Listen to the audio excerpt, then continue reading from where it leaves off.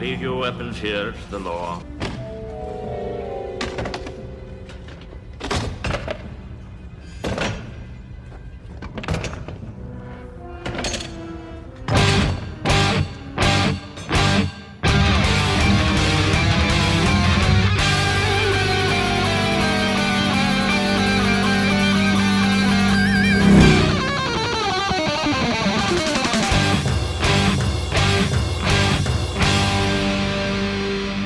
Welcome to the Mad Max Minute. Be sure to hold on to your ticket in order to retrieve your items once we're done watching Mad Max Beyond Thunderdome 1 minute at a time. I'm Rick. And I'm Julia. And today we're talking about Minute 9, which begins with the Collector informing Max that he must relinquish his weapons. And it ends with our first peek inside Bartertown. And that's not the only thing we get to take a peek at in this audio format medium. We get to take a peek at the fact that we are joined by Tom Taylor from the Indiana Jones Minute. Stop looking at me. I mean, hello. Thanks for having me back. I'm glad that we got to have you this whole week. It's fun having you around more than just one episode. Yeah, that was fun back then, but this is great. I get to really sink my feet into Bartertown and get spit all over my hands. My throat's starting to get dry from all that spitting and old deal making I've been doing lately. Yeah. I really got to figure out a better way of doing that. Need some radiated water. Exactly. Wet your whistle. We join Max today. He is being led around by the Collector and accompanied by all of Auntie's guards, and they have come up to a window. And above that window, as we see at the beginning of this minute, there is a sign. And that sign says, "Park your weapons here," which is just a delightful little way of telling us that this is the coat check. And by coat check, I mean firearms and weapons check. Yep. And that detail is hammered home by the Collector saying, "Leave your weapons here. It's the law." Under the sign that says here. In that sing-song and melodious way of speaking that the Collector has. Right. This man is so boring when he talks. He's probably done this 1,000 times. Sounds like a perfect Pontius Pilate. I know, right? I don't want to say he was typecast as the political blowhard, but I mean, Yeah. he certainly speaks like one. I'm washing my hands of your guns. So Max walks over to the counter, and there is this guy behind the window. We never hear him talk. We just see him react to the situation. Yeah. I gotta wonder what this guy's life is like. I don't know if there's a door to that room. Oh, you think he lives in there?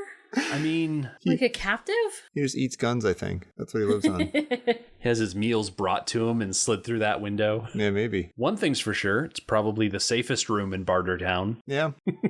No one's ever going to try and get in because he's got all of the guns there. Right. And I mean, not just guns, knives, crossbows, any old thing. Mm-hmm. But no fly swatters. No fly swatters. Nope. No. Max is told to relinquish his weapon, so he takes his red fly swatter. Now, this is actually a detail that we did not mention before. This whole time that we've been following Max, he's had a red fly swatter. Mm-hmm. No umbrella hats with corks hanging off him for him. Exactly. He just swats them. I don't think I could take Max seriously if he was wearing a wide brim hat with cork hanging from it.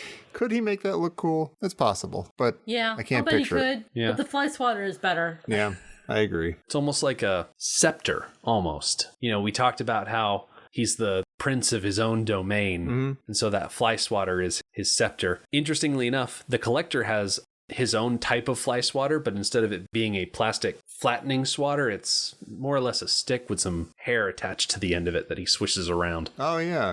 Well, it's funny you say scepter, because I was thinking this is like the original Gandalf move of hiding his one weapon in plain sight and just being like, oh, you're not going to take my walking stick, are you? And like, I got my fly swatter. I left all my guns. All I got is this fly swatter. So yeah, it's his magic wand. I can picture it now. Max walks into the Golden Hall of Meduseld in the city of Edoras. Grima Wormtongue's there, and he's like, "You didn't take his fly swatter. You didn't take his fly swatter."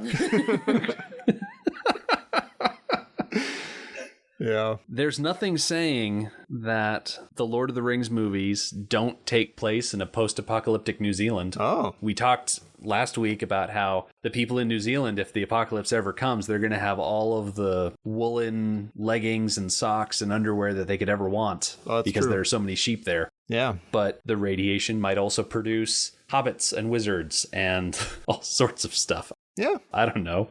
And Mordor. It's absurd.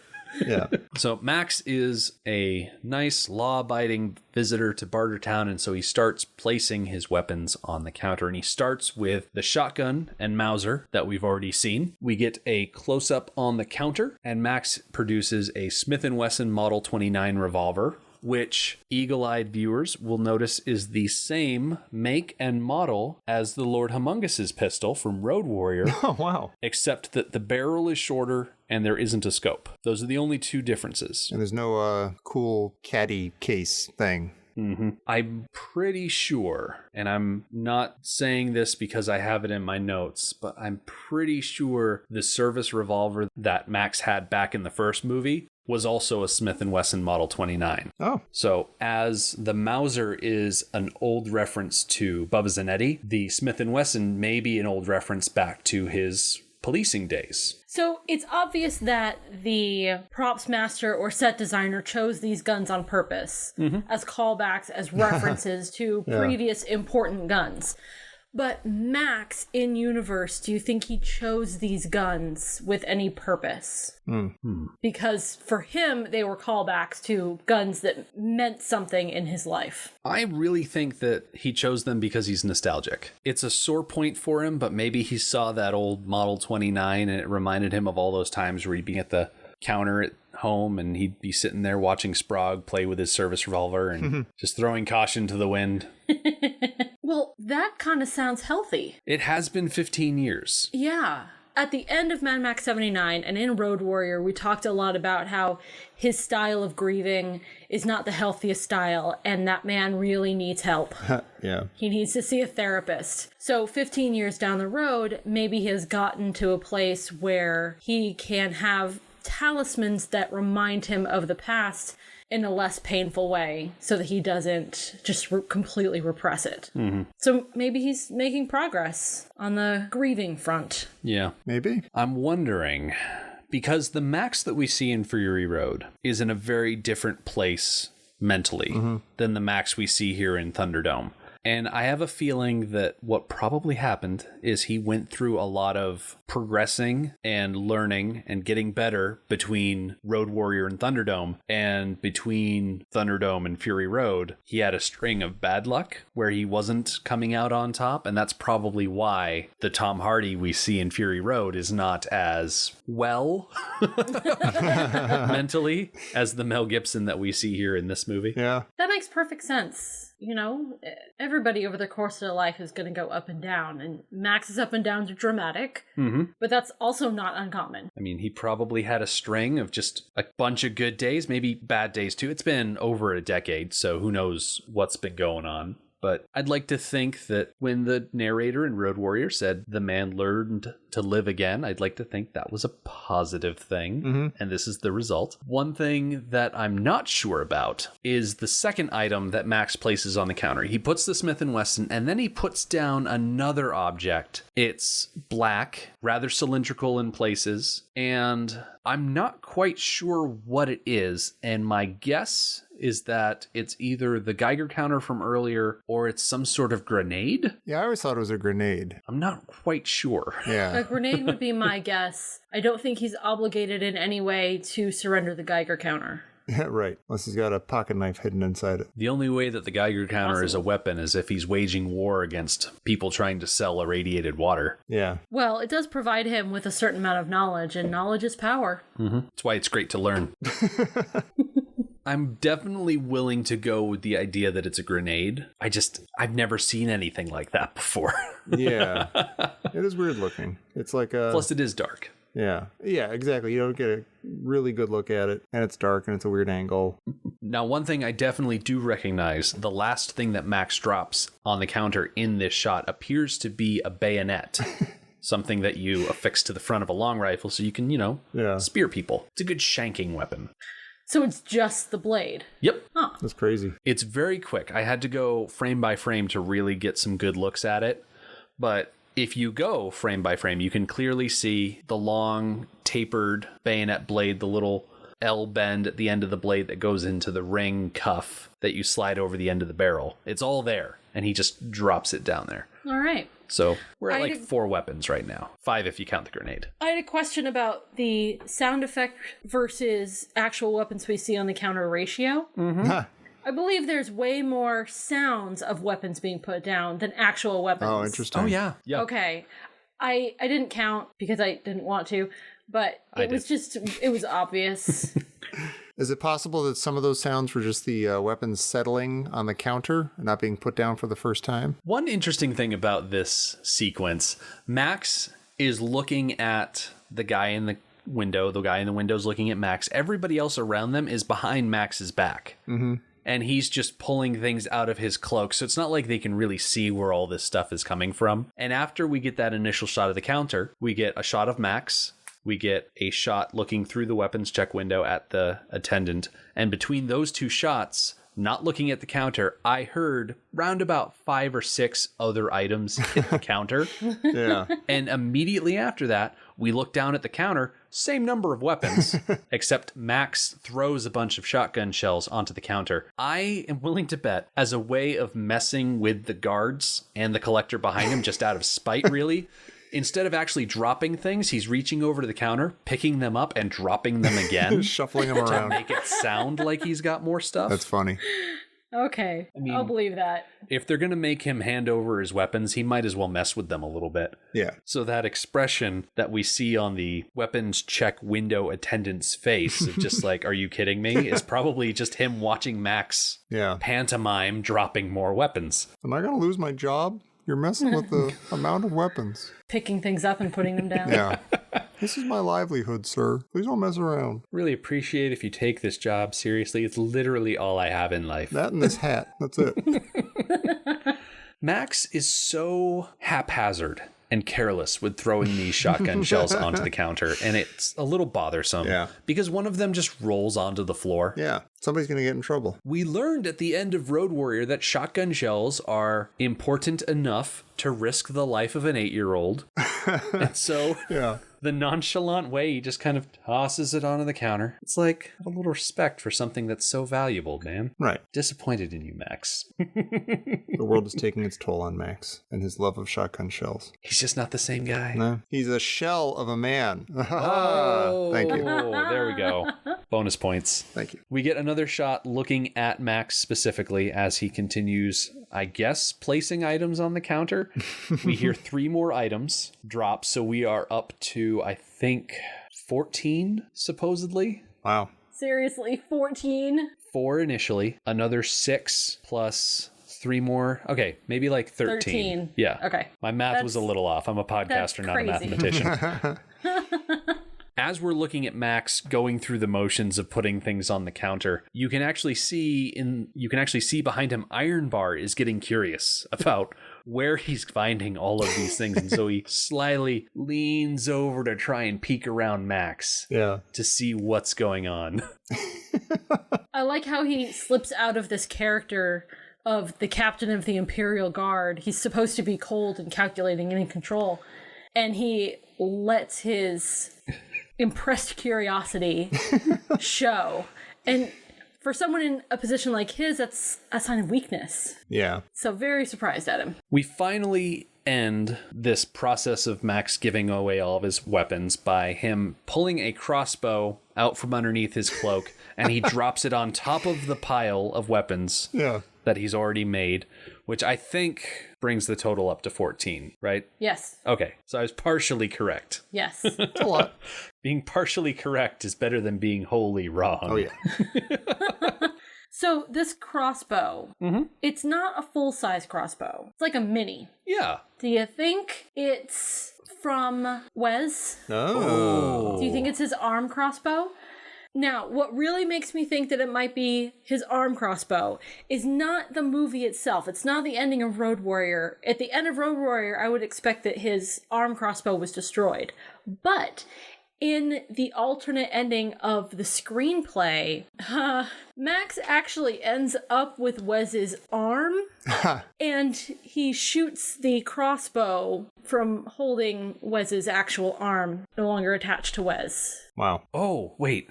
I was thinking about that scene that we were talking about in the screenplay. I think it might have been Bearclaw Mohawk's arm.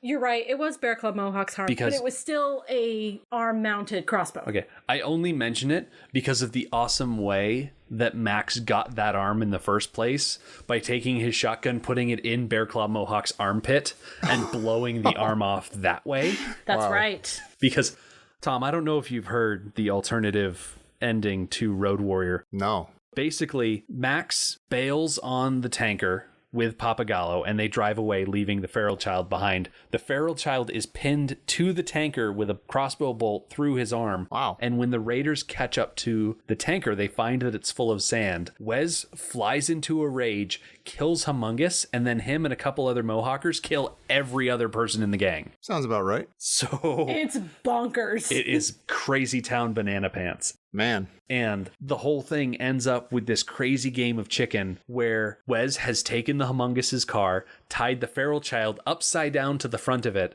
And so Max, riding the lone wolf that Papagallo had, is going in a chicken race against Wes and fires Bearclaw Mohawk's crossbow into Wes's face. Oh my God. To end it all. It's insane. Wow. Absolutely insane. We did a whole episode about it if people want to go back and listen.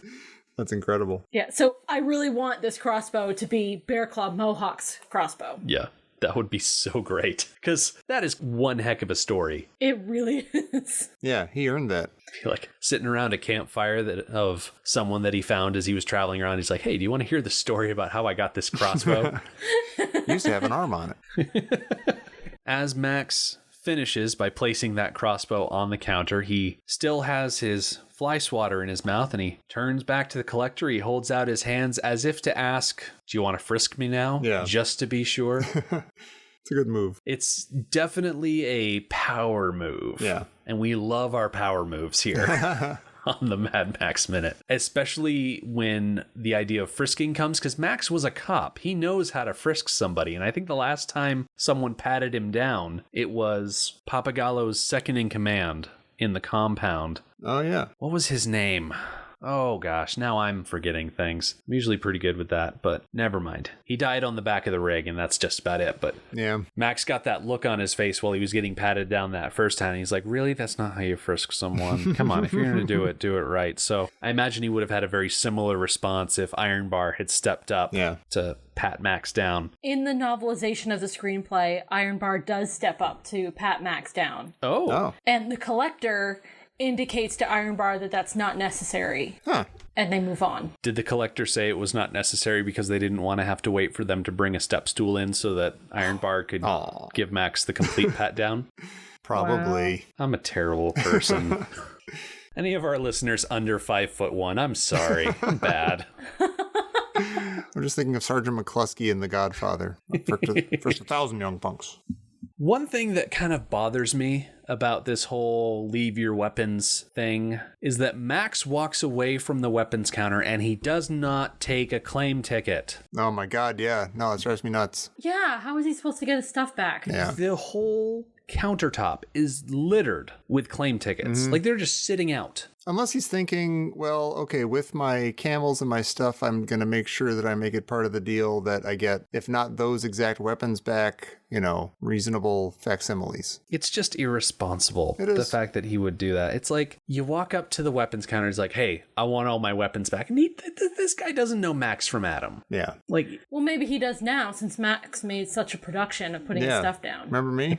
Yeah. We had good times, remember? Give me my stuff back. You know which stuff. I'm the one that kept picking things up and dropping them back on the counter to make it sound like I had more things. I showed you each thing twice, so you'd remember which was mine. I wonder if Max, on the bottom of his weapons, he takes a file and he scratches in his name, kind of like If lost. the toys in Toy Story. Yeah. Max. Just a double M. Mad Max. Yeah. Let's say, in that instance, you only really have to worry about old guys painting over your name, Yeah. like in Toy Story 2. Yeah. Well, as long as they fix up the rest of the gun at the same time. That's a good point. You sew that arm can back be on. Re-scratched. Unless he doesn't do MM, maybe he scratches out his entire name, in which case I'd be pretty peeved if I had to do that a second time. Oh my God. Rockatansky That would is take a forever. killer. And not just in the way that Max, is a killer. Handcuffed that one guy to a overturned ute and let him blow up. That's a whole other thing. Yeah. Finished with the weapons counter. We are moving on, and starting at about second 47, we slowly emerge from the entrance tunnel and we get our first look at the wonder that is Bartertown. It kind of reminds me of that Main Street Avenue at Disneyland. Yeah. Just throngs of people, funny looking buildings, and we get the return of that clanging music. Yeah. From outside the wall. I love that. There's a guy on stilts. Is the only reason he's on stilts is to change those light bulbs? He's like headed for that string of lights. And is he just up there to change those light bulbs, or is he just the guy on stilts? The stilt man. That might be the first reasonable explanation of why that guy is walking around on stilts that I've heard. I don't think it happens by the end of this minute, but I think in the beginning of the next minute, he might be like grabbing at a light bulb or something. I mean, he starts off this minute just kind of stumbling around like we're at some sort of weird circus. Yeah. Watch this, kids. Stepping on toes and whatnot, because how are you going to be able to see the ground with that many people? Right. It's insane. One thing that actually makes a lot of sense is the sheer amount of guards that we can see standing on that one building off to the left, keeping an eye on that opening. There's seriously like 8 of them just hanging around, keeping an eye on things, being all intimidating and whatnot. While I appreciate the need for security, that does seem a little excessive. Well, it might also be a show of force as you're entering Bartertown. Don't mess. We're watching. We're ready for whatever you got. That kind of thing. It's actually a very similar thing. I used to work at an amusement park. I spent about 2 summers working at a local amusement park. And when I worked security, one of the details was immediately inside the welcome way, right past the ticket counter. And it was that same idea. As soon as people walk in, you're there to remind them that this amusement park has park security. And if you try to bring in outside food, you're going to be sorely disappointed because I am there to stop you. Wow. Killjoy. Yeah, really.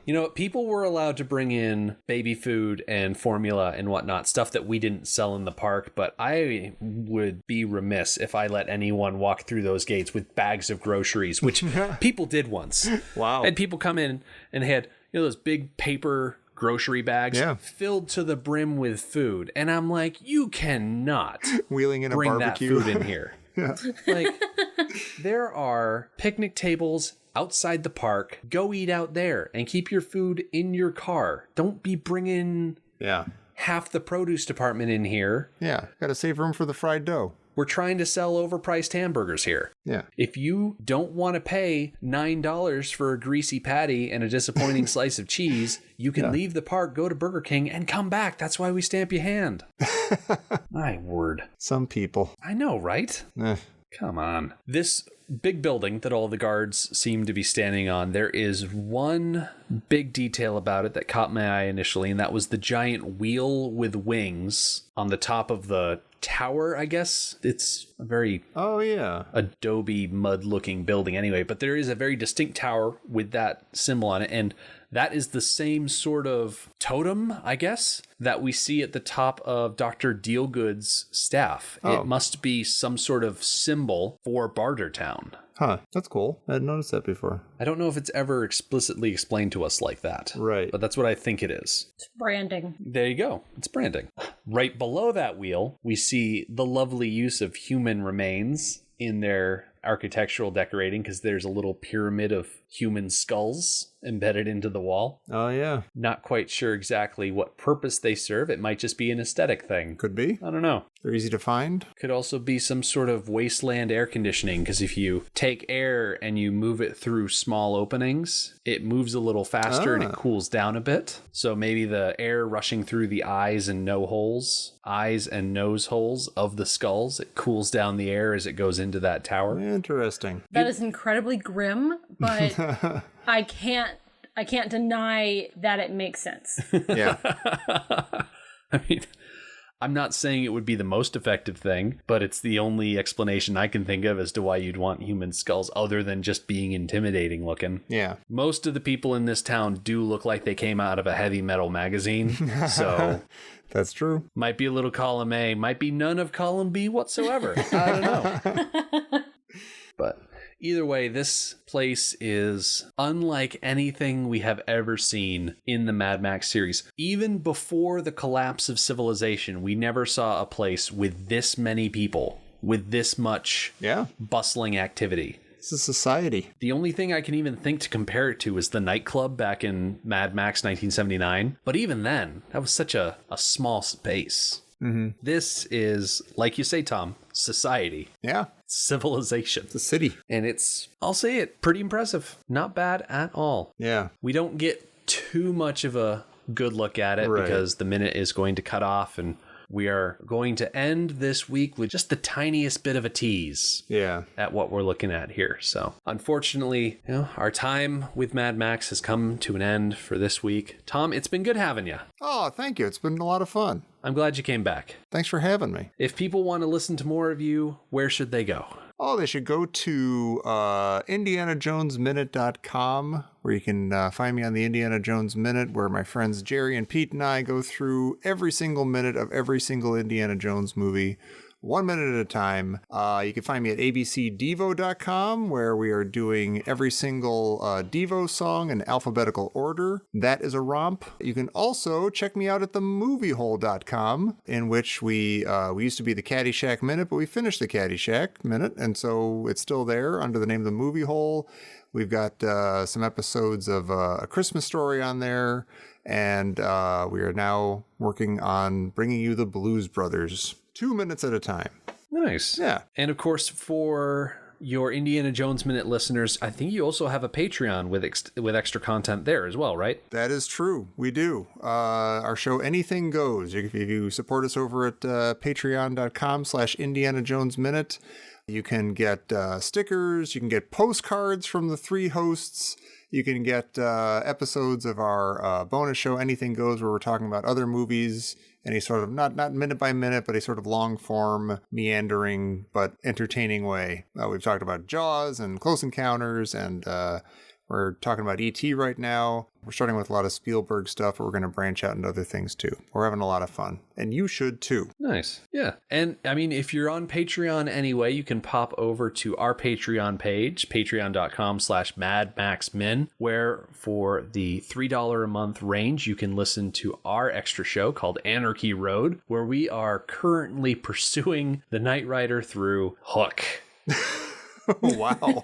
I think the end of this week, we're into our third chunk of minutes. Wow. If we're lining up, right? We're doing Hook 5 minutes at a time. So you can join us on there for that. It's a lot of fun. We don't usually get to do lighthearted stuff of that nature. So we've been having a good time with it. And of course, everybody's invited along. Much fewer deaths in that one. Yeah. Fewer maimings. No, nowhere near as many arms being shot off in the armpit. Yeah. That sort of thing. So on top of that, of course, if you are in the market for more Movies by Minute podcasts in the vein of Mad Max Minute and Indiana Jones Minute and all that, you can go to moviesbyminutes.com. Connect with the Star Wars Minute, which really kicked off and popularized this whole Movies by Minute format. And of course, check out all the other shows we got on there. But like I said last time, you've always got us. We'd like you to stick around. So give us the weekend. We'll come back next week with an extended look at the glory that is Bartertown. And we'll see exactly where we're headed towards with this whole follow me thing that the collector's got going. The Mad Max Minute podcast is a fan project by Rick and Julia Ingham. The Mad Max franchise was created by George Miller and Byron Kennedy, is presented by Kennedy Miller Mitchell Productions, and distributed by Warner Brothers. Mad Max Minute is produced and edited by Rick Ingham. Our opening music is Verdi's Dies Irae by Daniel Batista of danielbatista.com. And our outro music is We Don't Need Another Hero by MilitiaVox of militiavox.com. Our home on the internet is madmaxminute.com. You can follow us on Twitter at madmaxminute, like us on Facebook by searching for Mad Max Minute, and join our Facebook listener group, Mad Max Minute Beyond Microphone. If you'd like to support the podcast, visit madmaxminute.com, where you can check out our TeePublic storefront by clicking the store link, join our Patreon by clicking the support link, or make a one-time donation by clicking the donate link. Thank you for joining us for Minute 9 of Beyond Thunderdome. See you next time. Everybody!